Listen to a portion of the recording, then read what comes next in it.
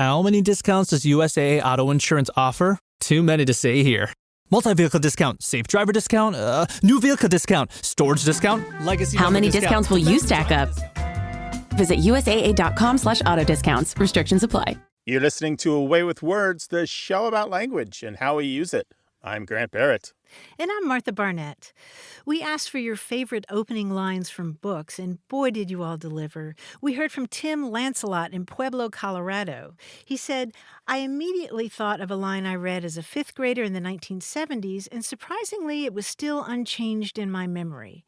It goes, the great fish moves silently through the night water, propelled by short sweeps of its crescent tail. Do you know what that is, Grant? Ooh, I don't know. That sounds mysterious. Dun, dun, dun, dun, dun. It does. Oh, is it it Jaws? Yes. It's the beginning of Jaws by Peter Benchley. Peter Benchley. Oh, the great fish. Yeah. What a classic. What else do you have, Martha? Well, I got one more for you, and I think you'll appreciate this. It's from Keith Chafee, who lives in West Hollywood, California. And the line is from Patrick Ness's novel, The Knife of Never Letting Go. And it begins this way. The first thing you find out when your dog learns to talk is that dogs don't got nothing much to say. It's true. We all suspect that about our pets, don't we? Yeah, what if that dog could learn to talk? We're like, yeah, I don't want to hear that. Thanks. I mean, yeah, I guess I imagine, that my own bear has, he always looks worried, like he's thinking about... Just note for the listeners, Martha does not have a bear. She has a dog named Bear. Named Bear. Oh, you're right. I do not have a bear. I have a big old pit bull mix named Bear. He's a lovely fellow. He's the handsomest thing ever. We would still love to hear from you about your favorite opening lines from books. And I'm going to tack on a request for your favorite closing lines as well. What's that final oomph that an author has just delivered you that left you reeling? Send them to us by text 1-877-929-9673 or email words@waywordradio.org. Hello, you have a way with words. Hi, this is Phil Ains from Omaha, Nebraska. So I'm calling today because my friend and I have been arguing whether or not straps are handles for over a decade. Whether or not straps are handles. Yes. Is this a drunken conversation or a sober conversation? Maybe a little bit of both. It's been 10 years, so there have been many, many arguments. Okay, gotcha. All right, tell us how this started. How did you get to talk about straps and handles? So about 12 years ago, a couple buddies and myself went on a vacation, and while we were on vacation, we were all wearing sandals, right? And one of us suggested, hey, if we wanted to take our sandals off and pick them up, the straps are the handles for the sandals, to which the other one began to argue. And it has just never been resolved. So if you are walking down the beach and you kick off your flip-flops and pick them up by the straps, are those straps handles? Do your sandal straps become handles? What side are you on? Ooh, I'm not sure if I want to tell you because if it's your opinion, then, I don't want you to make me feel better, just because it's me. Wow, you've heard the show enough. Sometimes we disappoint people. Martha, are we going to disappoint Phil today? Gosh, I don't know. I mean, I'm thinking about you're taking off. Are they sandals? Are they flip-flops? What kind of... does it have a strap between the toes? I mean, let's get specific here. Yeah. See, we were originally talking flip-flops, but I don't know. Let's say you've got a gym bag and you pick it up by the shoulder strap. Is the shoulder strap a handle? Sometimes they have both a strap and a handle. That's true. I've got a backpack like that. Oh, man. And you all have been arguing about this for 10 years? For 10 years.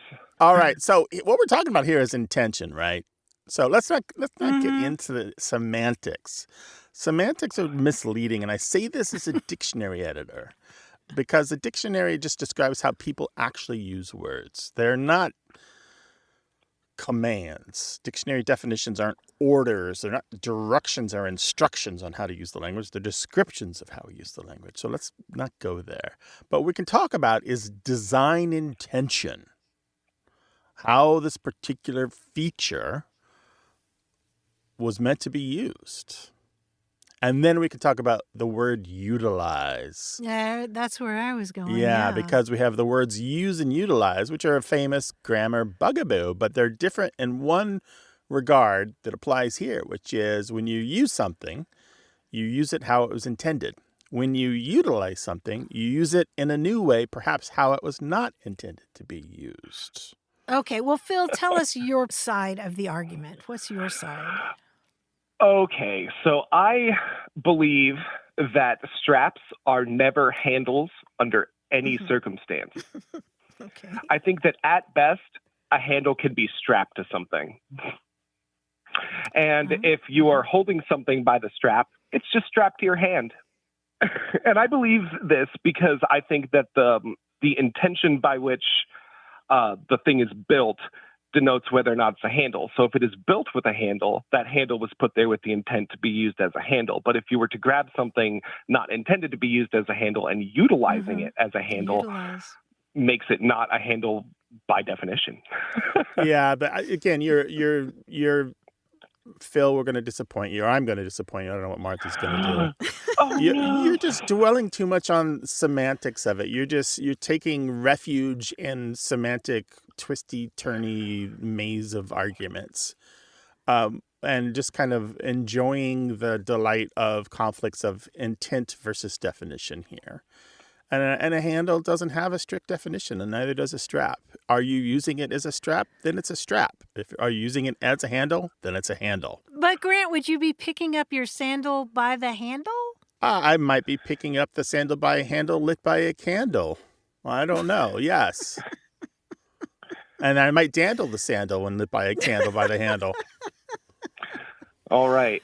We're gonna have to agree to disagree on this one. No, but I'm right. But I'll listen to you, and the next time I tell him to go grab something, I'll make sure to call it a handle. No, but really this is the language thing. The language thing is what the speaker intends and what the listener receives are not necessarily the same. And even though they might not be the same, even though they could be in conflict, that doesn't mean that either party is wrong. And this is the reason that language is not logical. And it blows some mathematicians' minds because you cannot, and engineering people's minds, because you cannot apply strict logic to language because of that. This is why I love your guys' show. Why is that, Phil? I love thinking deeper about things. So this is exactly the kind of thing that I've always loved. Yeah. And when you said math and engineer, you are on the right track. Are you an engineer or a mathematician? I like to think of myself that way, I guess. Okay. See, I knew it. You're looking for logic where there is none. Well, it's a great thing my friend will never be hearing this radio program. So, I'll find him. I'll email your friend. He'll know. He's going to bring it up in your weakest moment and say, by the way, I heard this clip. Phil, I don't know if I can handle any more of this. I feel like I've got a handle on the situation at least. Okay, well, good. Well, we're not strapped to our answers, as you can hear, so call us again sometime, all right? It was a pleasure. I love your guys' show. Keep doing what you're doing. All right, bye-bye. You Take too. care, Phil. Bye-bye. Bye-bye. Kick off your shoes and settle back for a conversation with us. 877-929-9673. Hey there, you have a way with words. Hi, how are you? My name is Lorena. I'm in Fort Lauderdale, Florida. What's going on? I was enjoying your show one evening, and it occurred to me that my little etymology game and discussions between my fiance and I, there's a place for them. And one of the times that we were thinking about it was the word quid. Is British slang for, the exchange. Oh, it's 5 quid or however. And I always suspected it came from a Latin root, quid pro quo. Okay. What made you think about this? My stepdad is British, and so these terms come up, and you have to learn quickly and don't ask questions why. They just are. Right, yeah, because that dialect is so different that if you have to stop every single time you hear something different, you're like, whoa, you're just going to break the conversation, right, and never get anywhere. Yeah, exactly. And just roll with it, and don't look at him like he's got 5 heads. It just is. So quid for a British pound, you said you had a theory that it's from Latin? Yes, I imagined it just only because the only other time would be quid pro quo that I've heard that word. Yeah, and do you understand what quid pro quo means, I guess? Right, exactly. The exchange one for another. Right, yeah. So that word quid means, what is it, Martha? Thing or something, anything, or what? I always something turn to for something else. my resident Latinist here on staff, Martha Barnett. Yeah. Quid in Latin means something or anything. So quid pro quo is something for something. Yeah. But you know what's funny is all of the lexical works that I have, dictionaries and reference works and books that specialize in Latin phrases that are in English, they all say specifically for quid referring to money, British money, its origin unknown. We're not sure that quid is the same as the one from Latin. And there's another little quirk there, which is there's a quid that means a cut or a wad of tobacco that actually may be more likely as the source for the quid meaning money. Because if you imagine a wad of paper money, it looks kind of like a wad of tobacco. And that comes from Old English. That quid. It's just the coincidence that it's the same as the Latin quid. But that's also kind of like a big fat question mark, like a big glowing, blinking red question mark on the dictionary page, if you could do that on a printed page. All we really know about that quid is that it may be related to cud. You chew both of those. Exactly. You can hear the phonetic similarities there, right? Yeah, quid and cud. So unfortunately, you're getting what I famously call the origin unknown here, Lorena. Boob. So sad trombone, make that noise for yourself there. Oh, that's perfect. That'll just continue in my imaginary game of I highly suspect. All right. Well, Lorena, have fun down there. You call us again sometime with some more of those Briticisms, will you? Yes, I'm sure I'll have many more. All right. Take care of yourself. Thank you guys so much. Have a great day. Bye-bye. Bye, Lorena. Bye-bye. 877-929-9673 in the United States and Canada. And if you're listening by podcast or somewhere else in the world, there are lots of ways to reach us at any time. Find them all on our website at waywardradio.org.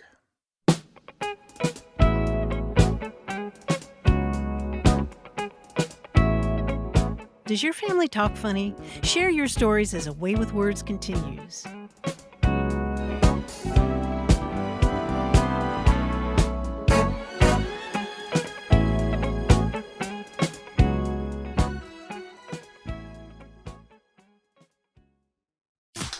Smart Water Alkaline with antioxidant. 9.5 plus pH, now in cans. Refreshing. Made for every way you move. Should I run a marathon?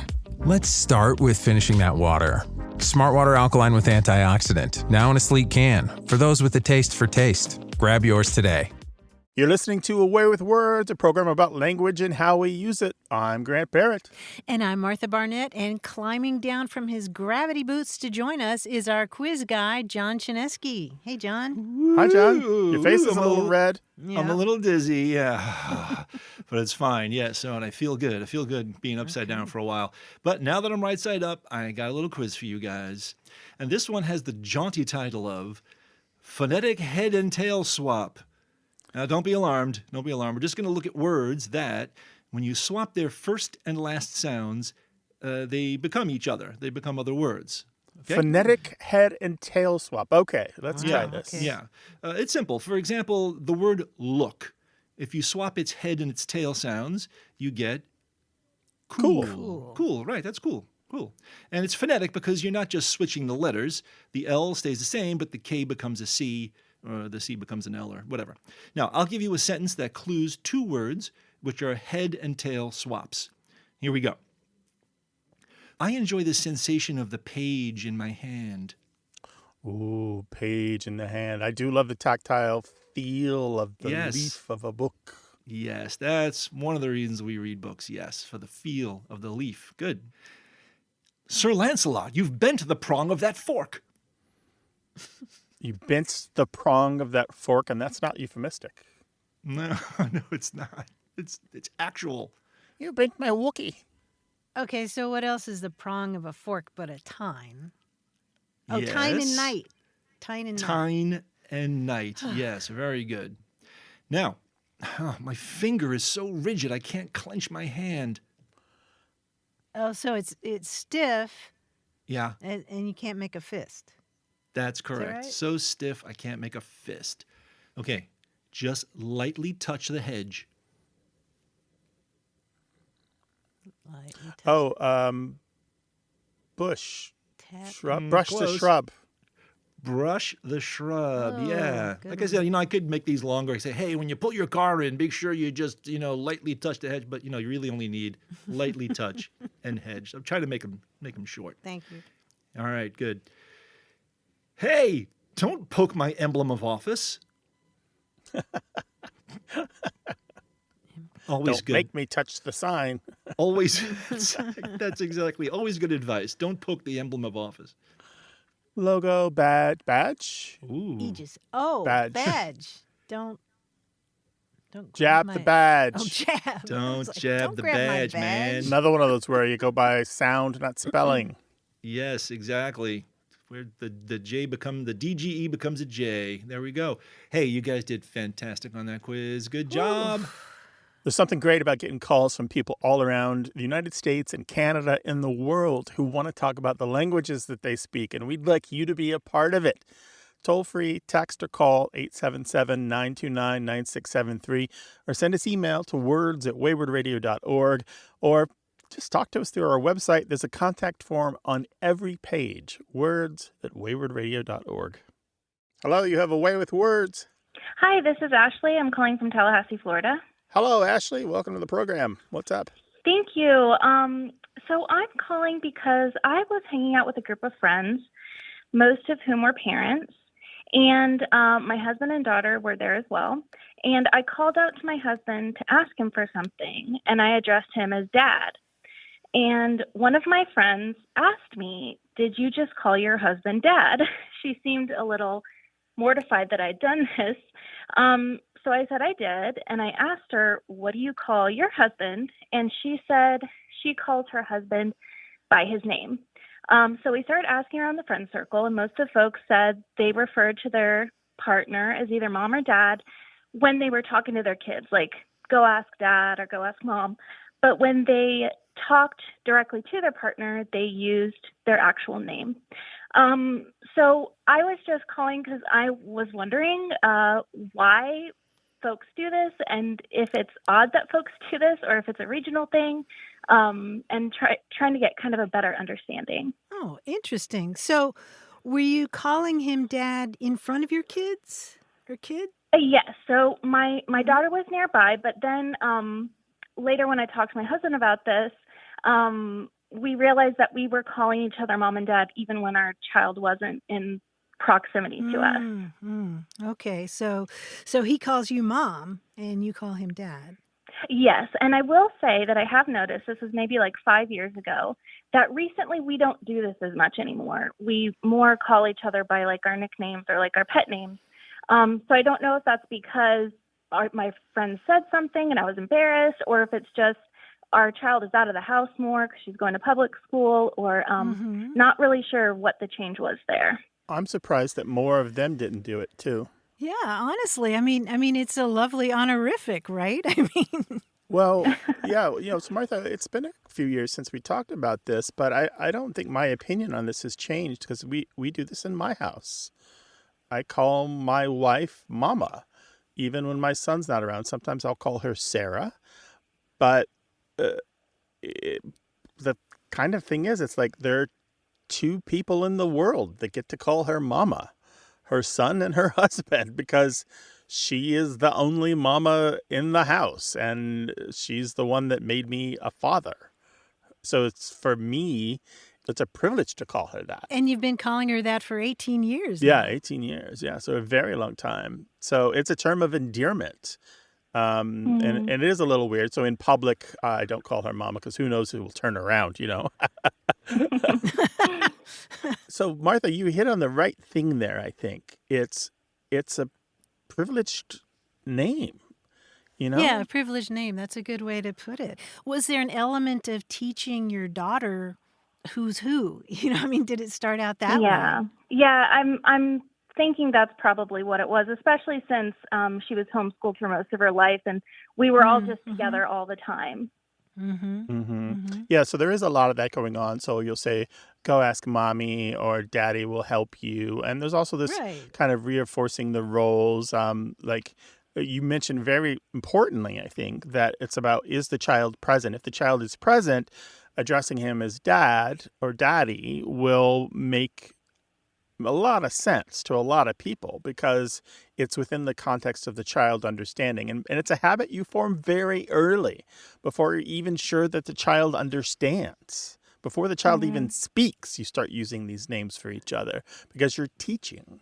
And this is a habit maybe that's hard to break once they do understand and once they do start speaking. So I think that Grant and I agree that it's a pretty individual thing. It's not like there's a regional component to this. It's not generational either. We find this mentioned in Charles Dickens' work as far back as the 1850s. Oh, wow. I do have a linguistics term for you if you want it. And some cultures, parents' names are changed when their child is born. So they become... like my son's name is Guthrie, so I would then be called Guthrie's dad, and that would be my new name. But using your husband, instead of using his name and calling him dad or daddy, is a kind of teknonomy, as it's known, where he becomes referred to by his relationship to the child. Teknonymy, teknonomy. So it recognizes him as a parent, and it's a form of respectful address. Yeah, so you can feel just fine about doing that. I'm interested that you seem to be doing it a little bit less now that your daughter's out of the house more. Well, so you'll have to check back with us when she's of driving age or something and let us know. Yes, for sure. Well, thank you so much. I love all you had to say about that. Just hearing what you had to say made me feel a little emotional. So I love that so much. Yeah, parenting is just all about emotions, isn't it? Everything. I feel like being a parent expanded my emotional palette by like 1,000%. Yes, totally agree. All right. Well, Ashley, take care of yourself and give Dad and the little ones a squeeze for us. All right. Yes. Thank you so much. I appreciate you both. All right. Bye-bye. Thanks, Ashley. Take care. Thank you. Bye-bye.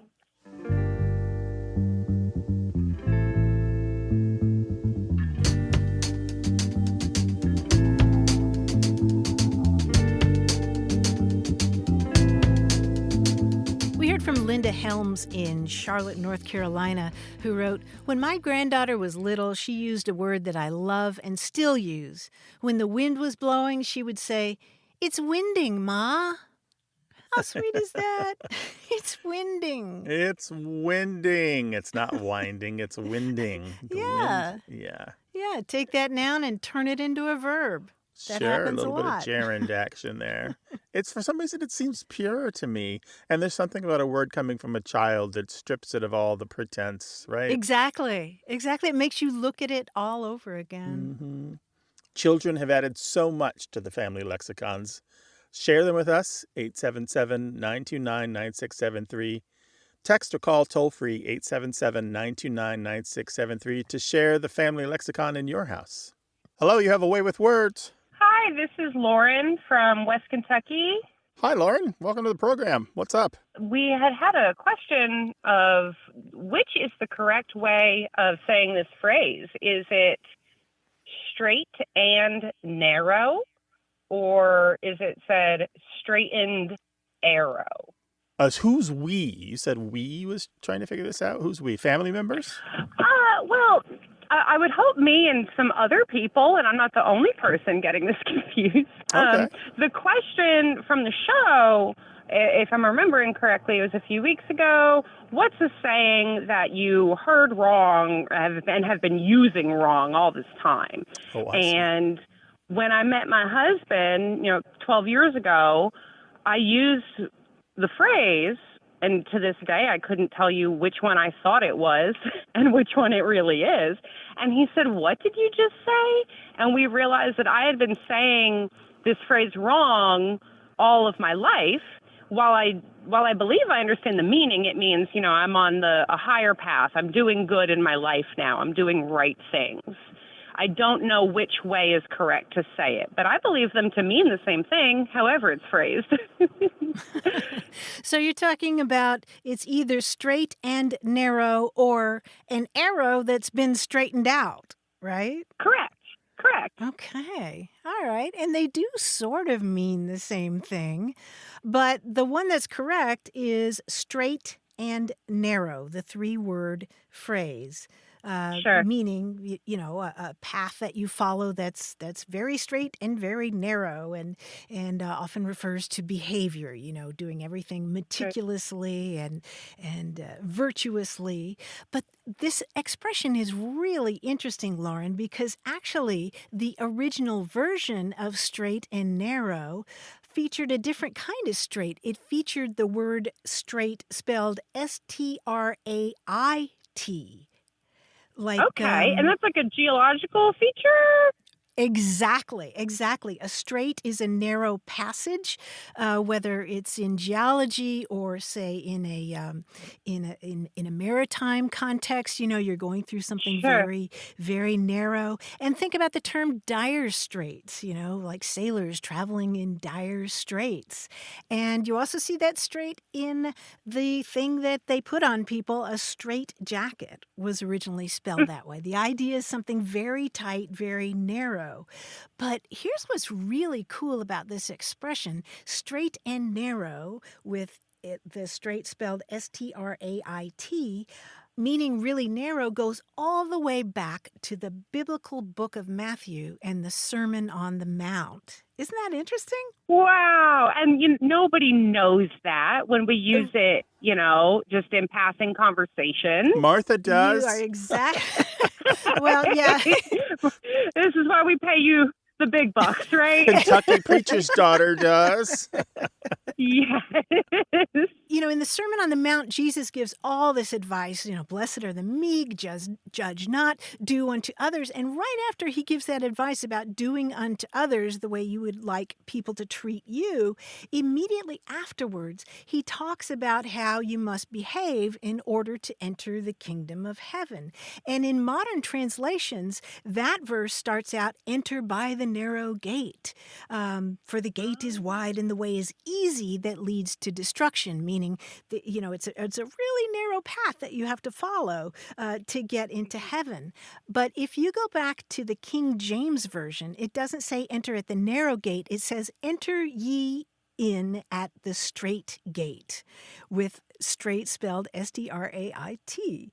And so originally, the term straight and narrow literally meant especially narrow. Take that super narrow path of righteousness. Yeah. But over time, because this expression is so confusing, and you thought it was straight and narrow, and other people thought that it was straight and narrow, which also makes sort of sense, doesn't it? Sure. Yeah, and that was the worst part about not knowing for sure, is I could have explained any of them as being correct. So, right. And it's interesting to hear this explanation that straightened arrow, the object, a straightened arrow, feels more like you've been on a bad path and now you're on a good one, which isn't necessarily what the biblical definition, what they were trying to say. They were just telling you from the get-go, you're going to have to take the harder road to get where you want to be. It's not going to be easy at any point. Right. Well, that's a really good point. Well, Lauren, thank you for your call. We really appreciate it. Thank you. You guys have a great day. Take Bye-bye. care. Bye-bye. 877-929-9673.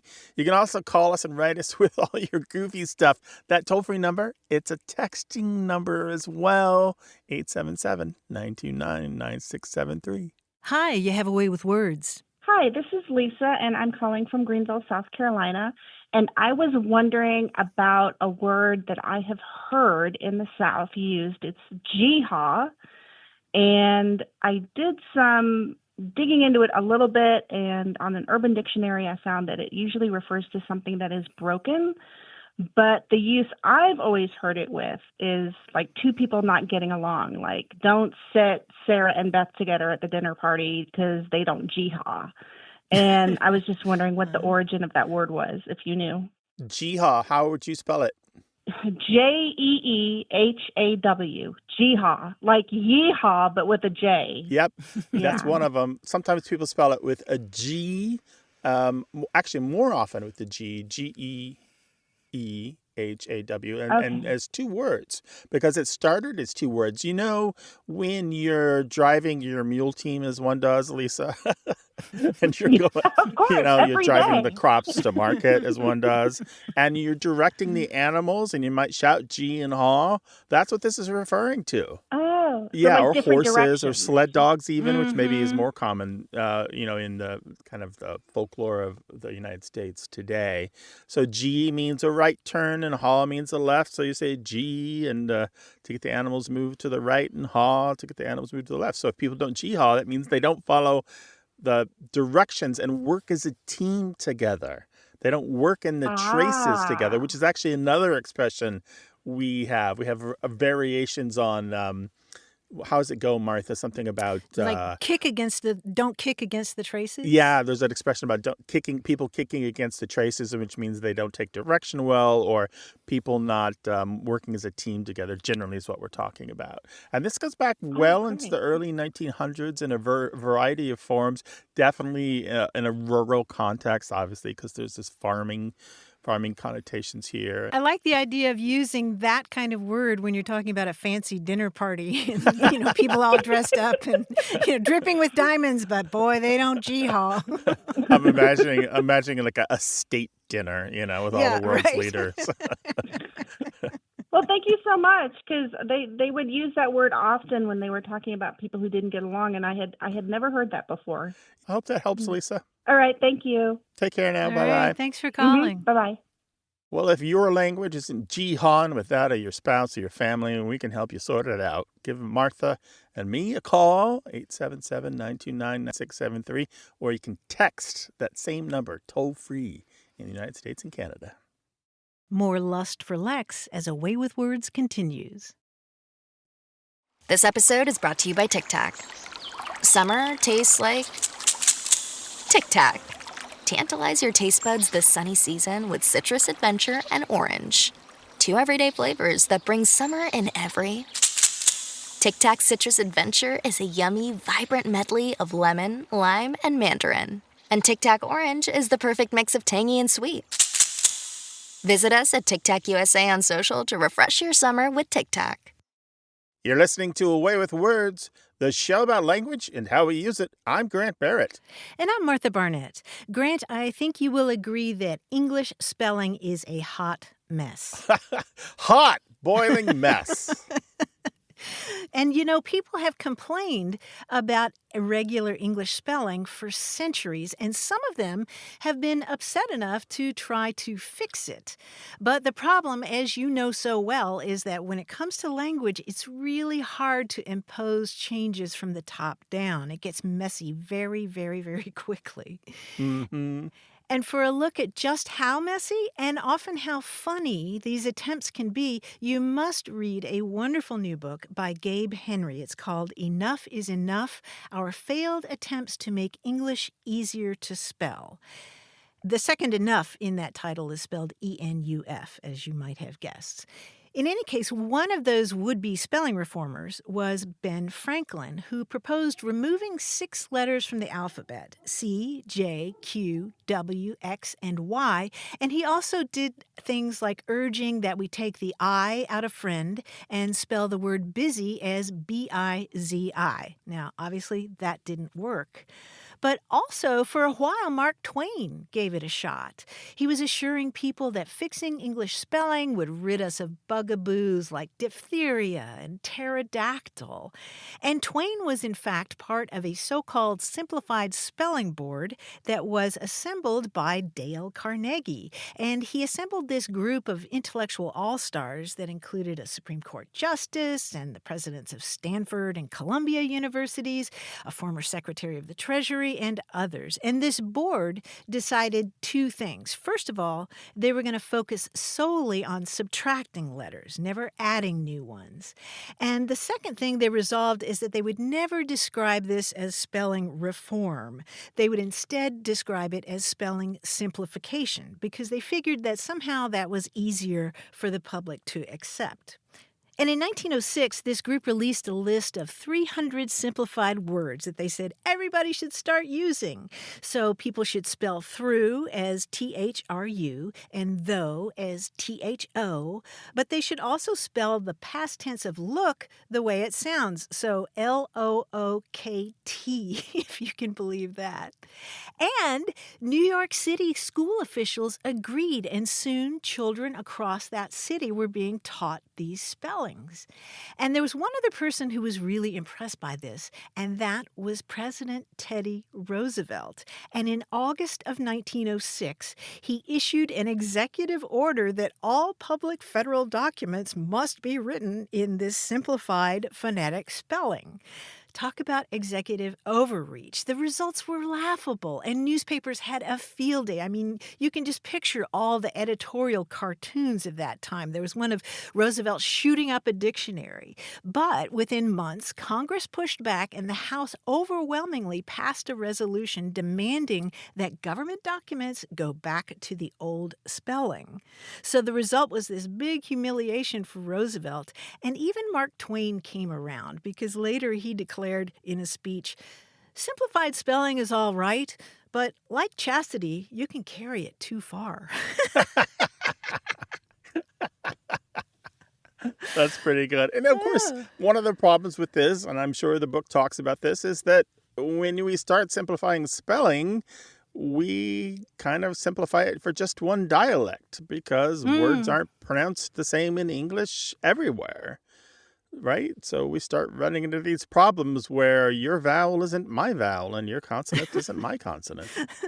That's a really good point. And of course, it's all a result of the mishmash that is the history of English spelling. I mean, there were so many different historical forces, and then, as you said, dialectal variants. It's amazing that we have agreed to spell as many words the same way as we have. So this book is Enough is Enough by Gabe Henry. That second enough is spelled E-N-U-F, and the subtitle is Our Failed Attempts to Make English Easier to Spell. Of course, we'll link to that on our website when we post to this episode. If you've got a book you'd like to recommend or you want us to talk about, send it to words@waywardradio.org. Call or text 877-929-9673. That's toll-free in the United States and Canada. Hello, you have a way with words. Oh, hi. Hi, my name's Laurie, and I'm from the Boston area. I want to ask something that my grandfather used to say. As my brothers and sister and I were growing up, my father's father, he'd occasionally take us aside and say, "Did you know? In Medials are in Clane Nunner in Pine Turrets and Oak Nunners." And we'd say, "What are you saying, Grampy?" Oh, you're going to have to repeat that again for us. I will. He'd say, "You speak English, listen again." And he'd repeat, "In Medials are in Clane Nunner in Pine Turrets and Oak Nunners." We still have no idea what he was saying. It sounds like something played backwards. I've heard that it can sound like Latin, or just it does not sound like English.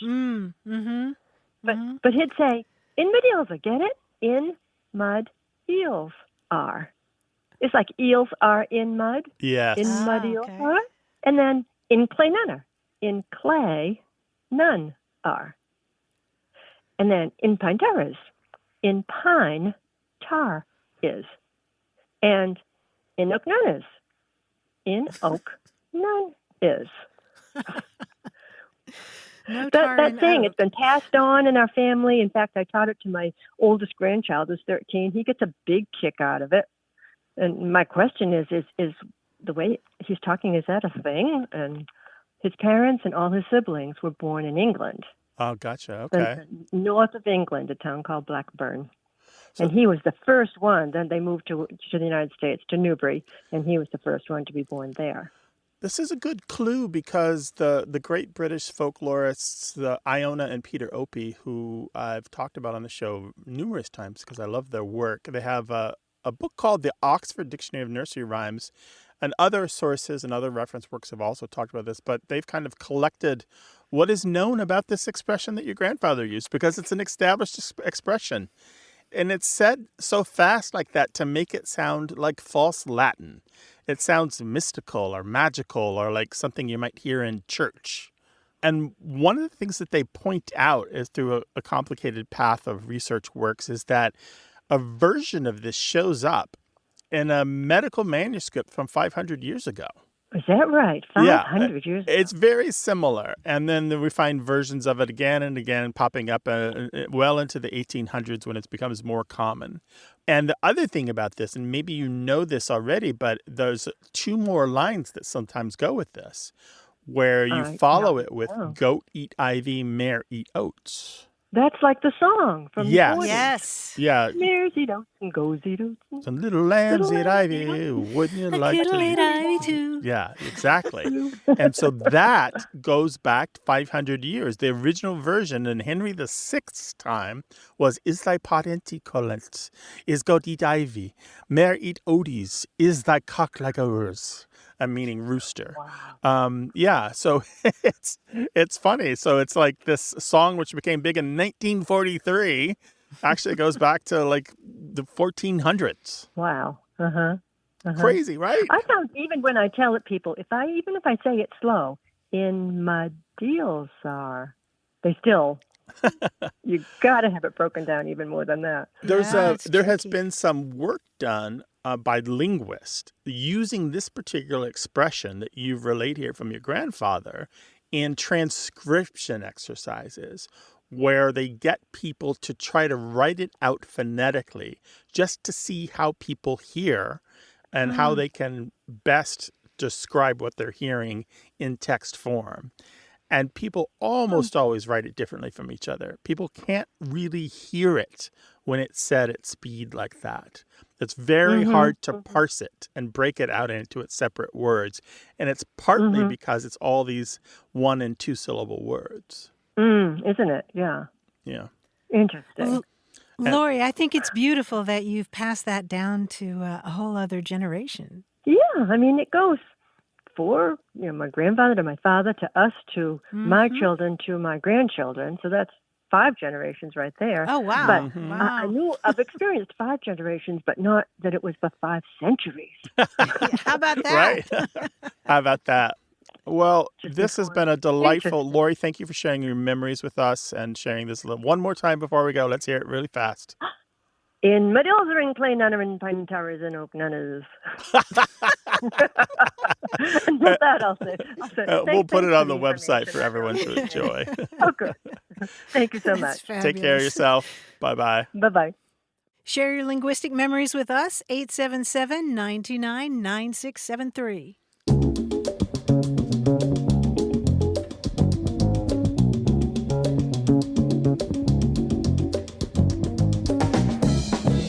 Story that I want to share from the book Enough is Enough by Gabe Henry about English and spelling. And it has to do with the first National Spelling Bee, which was held in 1908 in Cleveland, Ohio. And the competition was a little bit different from the way it is today because the students competed as teams. There were 8th graders representing 4 different cities: Cleveland, New Orleans, Pittsburgh, and Erie, Pennsylvania. And the Spelling Bee was held at a conference of the National Education Association in Cleveland. So that meant that they had 6,000 spectators watching this competition. Whoa. And one of the best spellers was on the Cleveland team, and that was 13-year-old Marie Bolden. Now, Marie was the daughter of a postal worker, and she had learned to spell by studying the local newspaper every day. Now, Marie was black, and in the days leading up to this contest, the New Orleans team threatened to boycott it because, as the Cincinnati paper reported, several of the New Orleans children balked at the idea of spelling against a Negro girl. But eventually, after a lot of controversy, the team relented and they came to Cleveland. And this competition included both oral and written portions, hundreds and hundreds of words. And as it turned out, the Cleveland team won, and the best score of all the members of that team belonged to Marie Bolden. So Marie Bolden was the first national spelling bee champion.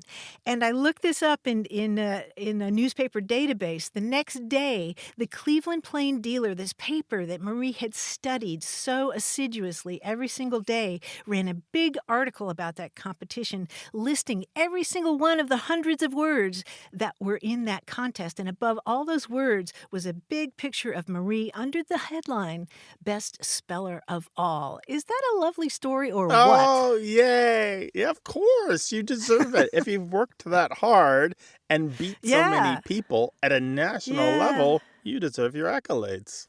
Well, that's a lovely story, and we'll link to that book, Enough is Enough, about the spelling in the English language on our website at waywardradio.org. Hello, you have a way with words. Hi, this is Ed Sadowski calling from Williamsburg, Virginia. Well, hello, Ed. We're glad to have you. What's up? Well, I would like to ask you a question that concerns baseball. And I'm a bit of a baseball nerd, a seamhead, I guess you might call me. My question is concerns the term high cheese. And I hear broadcasters using this, and it refers to a really good, hard, high fastball.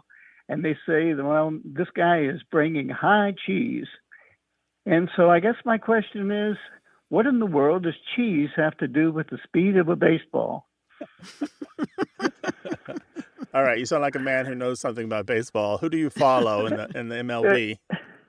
Well, I'm a Baltimore Orioles fan. Okay. But my interest in baseball goes all the way back to the 1940s, I guess, when I was a child.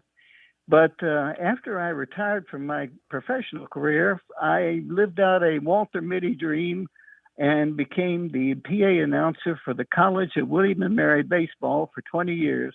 Oh, wow. So I've heard all the terms, but this one, I'm usually able to explain most of them, but this one I can't.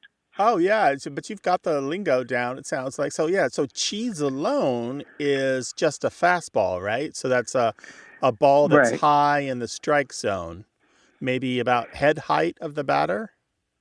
That's usually what they usually say. He's bringing high cheese. Now, they can say, I've heard them say, well, he's throwing cheese, but it's usually high cheese, so like a fastball that's high up in the strike zone, yes.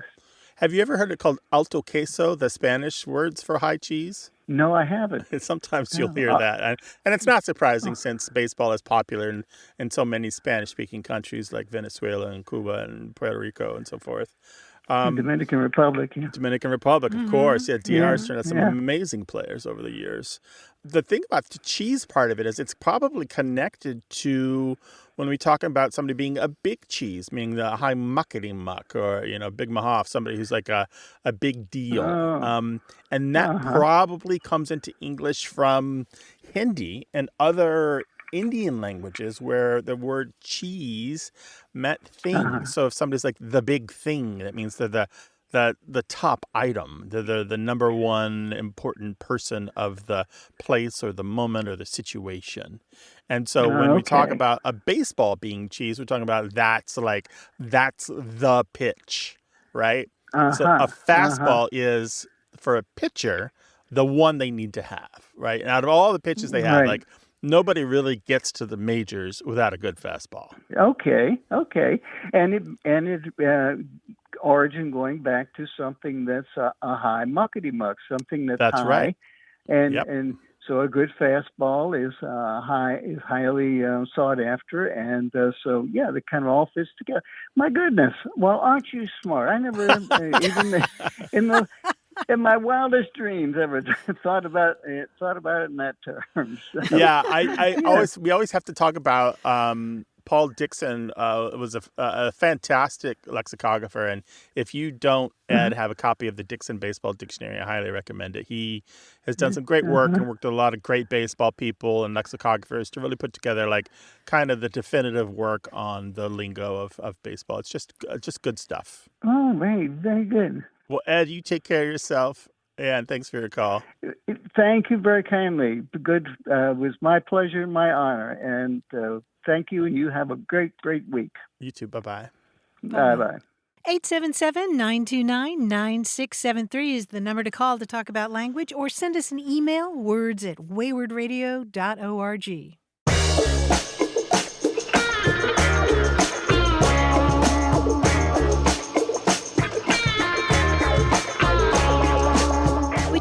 Earlier episode about phrases that express profound skepticism. That'll happen when pigs fly, talking about an event that is pretty much impossible. And we heard from Guillermo Retana in Tucson, who sent us an idiom in Spanish along those lines. It goes, cuando la rana crie pelos, which, as you can imagine, means when the frog grows hair. I'm imagining a whole life cycle of a frog with hair. Ultimately, he grows bald and gets a toupee, and it's this whole thing. Yeah, if you see a hairy frog, something impossible has happened. Well, something impossible can be possible. Call us 877-929-9673 or text us at the same number. Away with Words senior producer is Stephanie Levine. Tim Felton is our engineer and editor, and John Chinesky is our quizmaster. Go to waywardradio.org for all of our past episodes, podcast links, and ways to reach us. If you have a language thought or question, the toll-free line is always open in the U.S. and Canada, 1-877-929-9673. Away with Words is an independent nonprofit production of Wayward Inc. It's supported by listeners and organizations who are changing the way the world talks about language. Although we're not a part of NPR, we thank NPR stations throughout the United States that carry the show. And special thanks to our nonprofit's volunteer board, Michael Breslauer, Josh Eccles, Claire Grotting, Meryl Perlman, Bruce Rogo, Rick Seidenworm, and Betty Willis. Thanks for listening. I'm Grant Barrett. And I'm Martha Barnett. Until next time, goodbye. So long.